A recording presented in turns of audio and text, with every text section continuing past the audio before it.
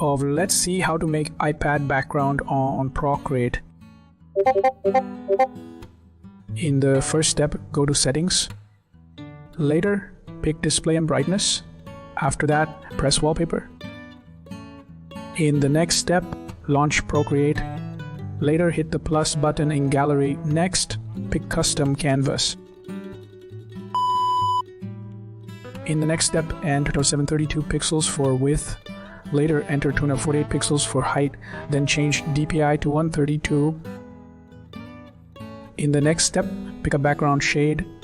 Then use different brushes to draw. Then try using multiple layers. In the next step, click on Actions in Procreate. Now tap Share option. Now pick PNG or JPG. In the next step, open the Photos application. After that, tap on the saved picture. Then set it as the background. You are good to go.